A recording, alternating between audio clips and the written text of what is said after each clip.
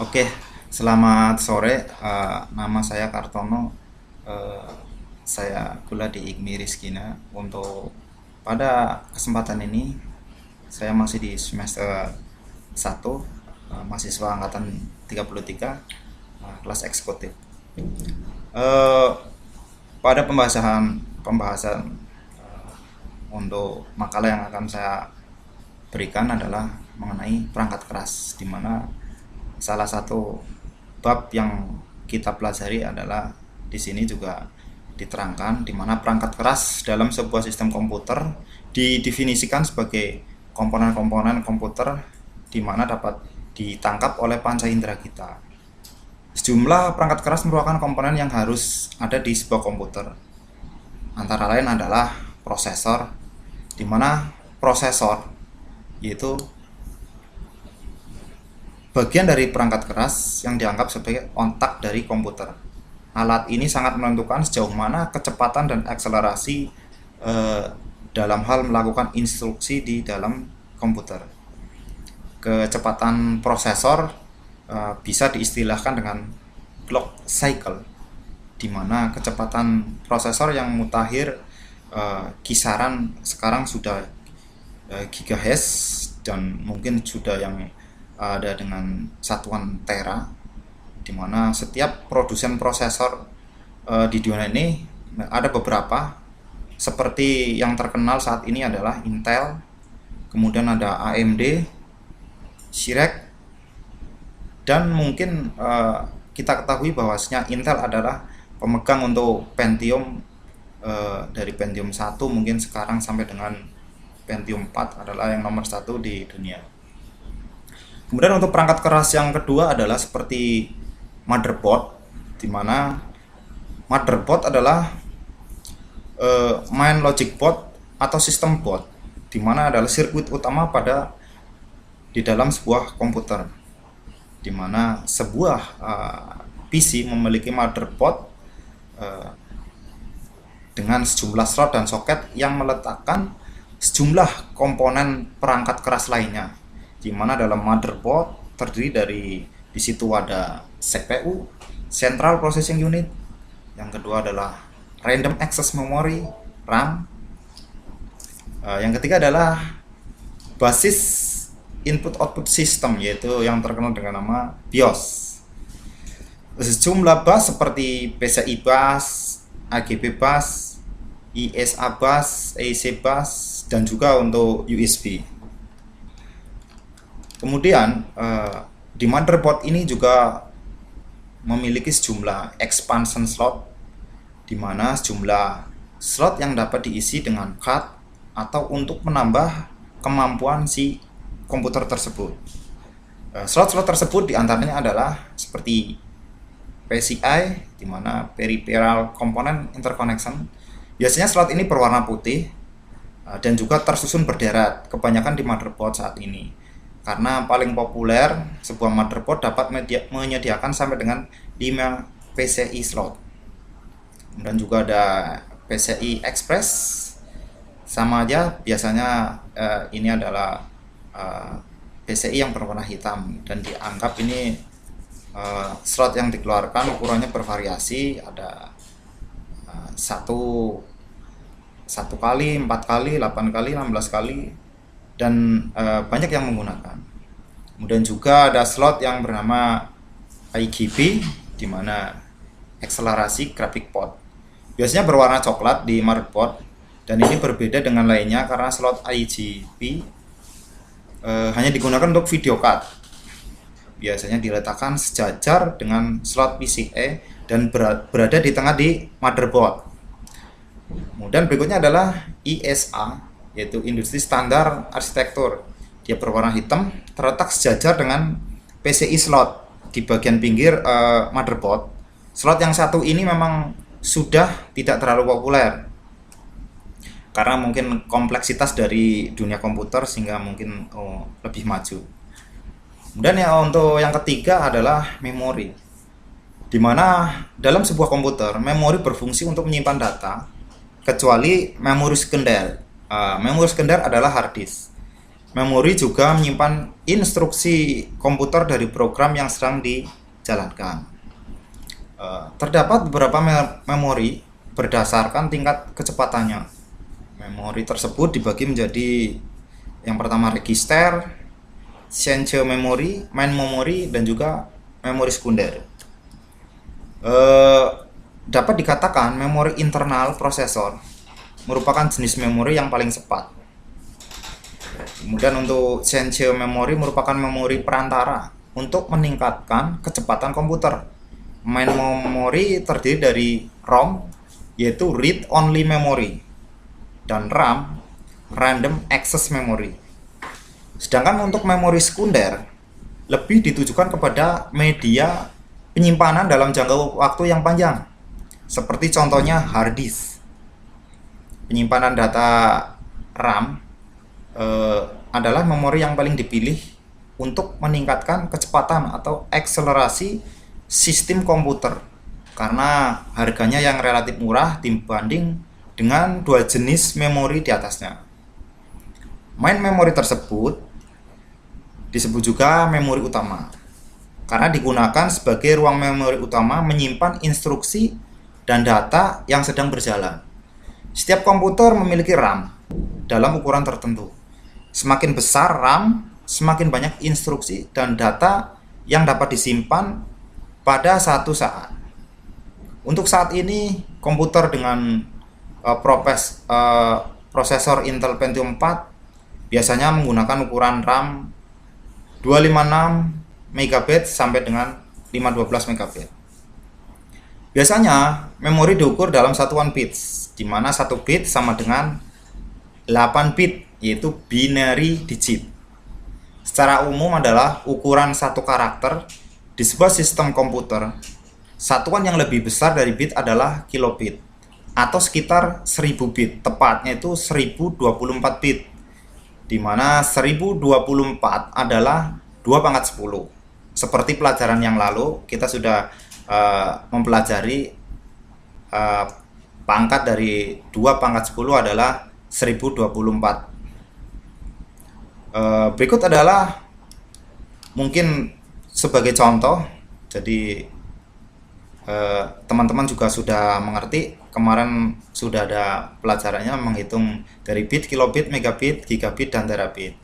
Kemudian untuk di sistem komputer sendiri, prosesor mengambil data dan instruksi dari RAM, memproses dan menuliskan data baru kembali ke RAM dalam siklus yang berulang-ulang. Kegiatan pemindahan data antara prosesor dan RAM terjadi jutaan kali setiap detik. Pada saat sebuah aplikasi ditutup, aplikasi tersebut beserta file yang bersangkutan biasanya dihapus dari RAM untuk menyediakan tempat bagi data yang baru. Berdasarkan penyimpanan RAM dibagi menjadi dua jenis, static RAM dan dynamic RAM, di mana static RAM adalah bisa disingkat dengan SRAM dan dynamic RAM sebagai DRAM. Static RAM dapat mempertahankan data di dalamnya tanpa perlu disegarkan secara berkala. Sedangkan dynamic RAM adalah memori yang perlu disegarkan secara berkala. Kemudian ada beberapa tipe di dalam DRAM sendiri, yaitu seperti fast page mode DRAM, generasi pendahulu yang sudah diproduksi karena mungkin usianya sudah usul, digunakan komputer metode lama yaitu 386 dan 486. Juga ada Edo DRAM, Extended Date RAM, dan masih banyak SDRAM juga ada di situ dengan kecepatan yang cukup tinggi, tapi saat ini masih banyak di pasaran, dan pada dasarnya melakukan sinkronisasi dengan kecepatan bus CPU. Setiap keping SDRAM memiliki ciri berupa label PC, yaitu ada PC 100 atau PC 133 yang menunjukkan kecepatannya. SDRAM PC 100 diranggang dengan mendukung bus 100 MHz, dan juga ada RDRAM, yaitu Rambus DRAM, dikembangkan perusahaan seperti Rambus Incorporation. RAM yang sangat cepat, mendukung kecepatan hingga 800 MHz.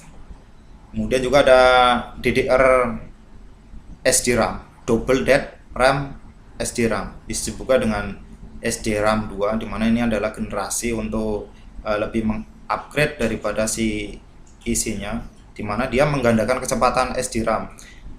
Ini kelebihannya adalah mengkonsumsi sedikit power listrik, hingga cocok digunakan untuk notebook, kemudian DDR SDRAM, DDRAM, dan ini diharapkan bisa mengganti RAM yang terdahulu seperti RDRAM. Yang lebih penting di sini dalam sebuah perangkat komputer hardware adalah hard disk.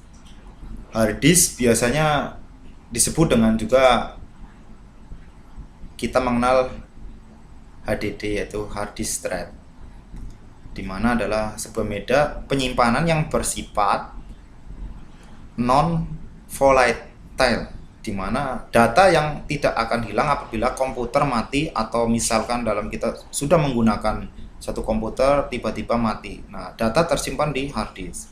Data di dalam hard disk disimpan karena di permukaan lapisan-lapisan magnetic hard disk. Karena seperti kita ketahui, hard disk adalah lempengan-lempengan di mana magnetic plat yang menjadi satu sebagai media penyimpanannya. Hard disk juga memiliki kapasitas penyimpanan.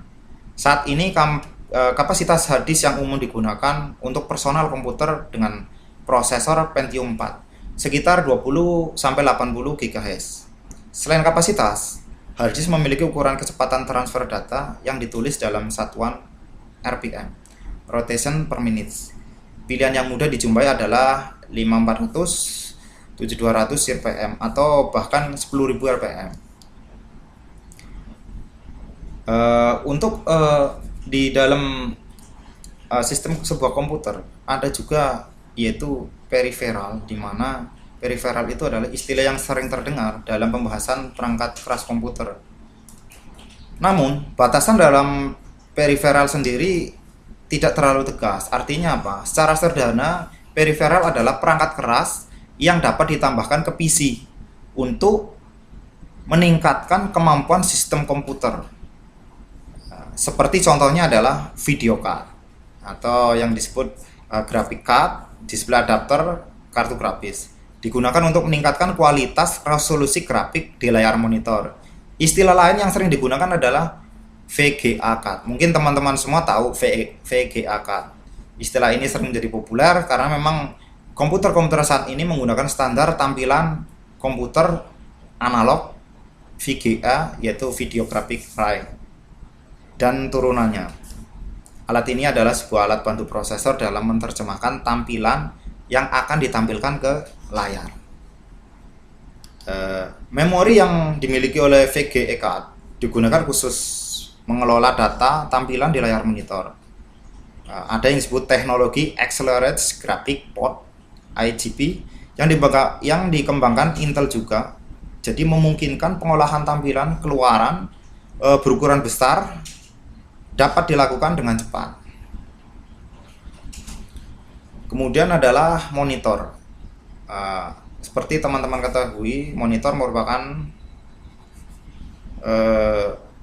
alat standar output atau luaran utama sistem komputer. Bersama dengan kartu grafis, keduanya akan menentukan tampilan secara luaran sistem komputer. Juga ada sound card, yaitu untuk suara, yang fungsinya untuk menentukan standar kualitas keluaran dari satu komputer. Dan juga ada keluaran output lain seperti speaker, keyboard, mouse, joystick, juga modem, dan juga CD-RW, CD-R, DVD drive, hard drive. Kemudian ada memory card, printer juga merupakan keluaran. Kemudian scanner, PC kamera juga, network card, wireless ataupun router. Ya, semuanya adalah merupakan keluaran dari sistem komputer. Kemudian untuk pot komputer sendiri adalah berfungsi sebagai antarmuka antara sebuah komputer dengan komputer atau device lain. Setiap komputer memiliki sejumlah port dengan bentuk yang berbeda-beda. Ada yang bulat, kotak, dan juga persegi panjang. Beberapa port memiliki standar bentuk sendiri seperti port untuk keyboard dengan bentuk bulat. Secara umum, port komputer terbagi dua, yaitu port serial dan port paralel. Port serial di mana untuk jenis port ini mengirim dan menerima data 1 bit pada saat melalui kabel tunggal. Port ini banyak digunakan sebagai antarmuka komunikasi serial.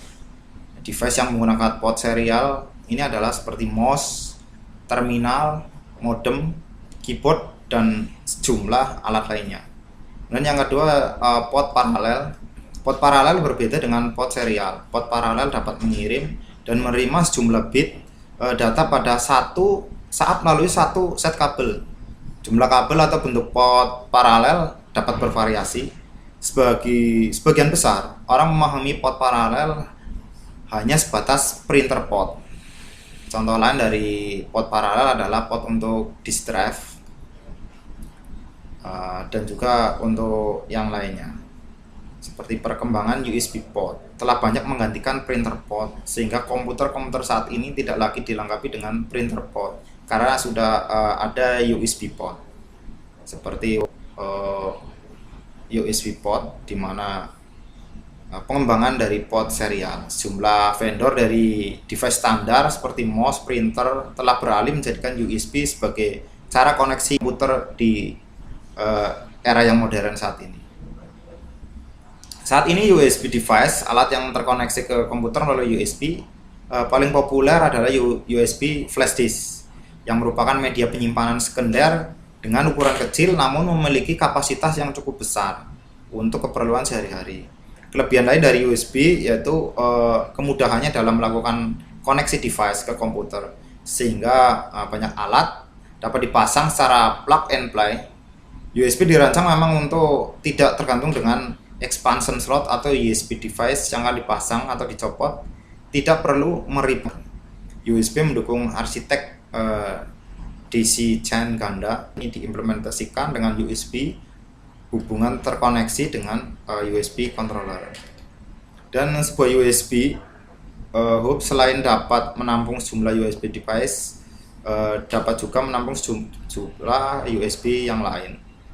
Mungkin dari saya itu yang dapat dipresentasikan. Semoga bermanfaat buat kita semua, dan terima kasih atas perhatiannya.